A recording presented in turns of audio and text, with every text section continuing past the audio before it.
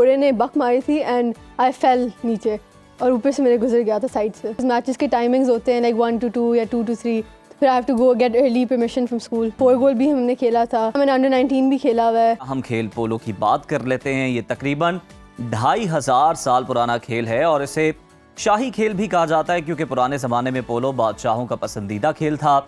मुग़ल बादशाह कुतुबुद्दीन ऐबक तो इसका इतना दिलदादा था कि उसकी मौत भी पोलो खेलते हुए घोड़े से गिरकर वाक़ हुई और अनारकली के करीब वो मदफून है। जनाब औरंगज़ेब आलमगीर के बारे में मशहूर है कि वो अपने फ़ौजी कमांडर्स का इंतखाब पोलो के मैदानों से करता था और यही वो कमांडोज थे कि जिनसे उसने एक लंबे अरसे तक बरे-सग़ीर पर हुक्मरानी।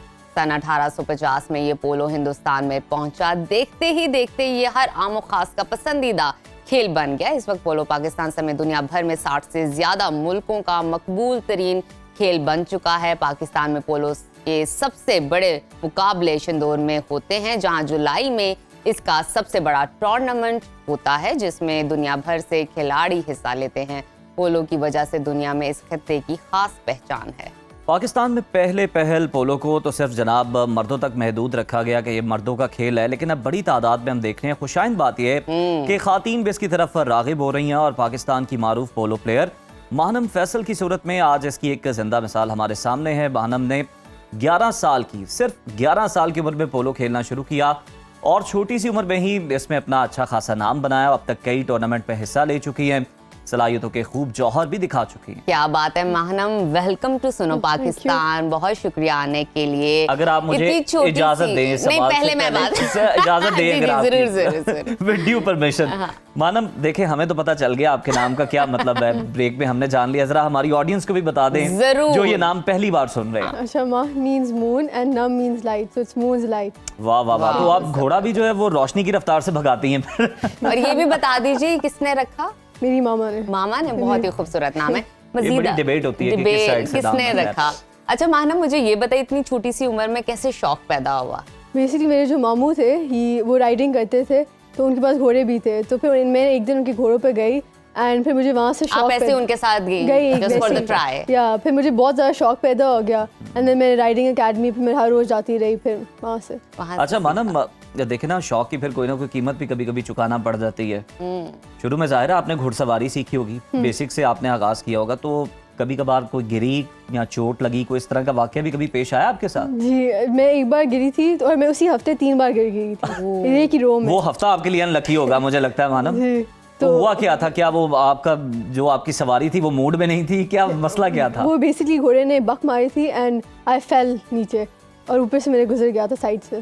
तो आपने कहा एक ही वीक में आप 3 दफा गिरी? नहीं, तो जो आपके ऊपर से गुजर गया तो नहीं, साइड से गुजरा था, बचत हो गई थोड़ी सी। चले तो वो जो एक ही वीक में आप 3 दफा गिरी हैं, तो उसमें इंजरी आपकी रिकवर हो गई थी, हील हो गई थी? शुक्र है उस तरह इंजरी नहीं थी, मतलब कि बेसिक सेफ ही गई थी because I fell on mud, तो इतना ज्यादा नहीं हुई थी बट थोड़ी बॉडी पे। अच्छा चलें मानम, ये तो हम आपसे डिस्कशन करेंगे पोलो से मुतालिक भी, तो ये बताएं कि आप किस क्लास में पढ़ रही हैं और किस तरह से इतना आपका अच्छा शौक है, टाइम कैसे मैनेज कर लेती हैं आप?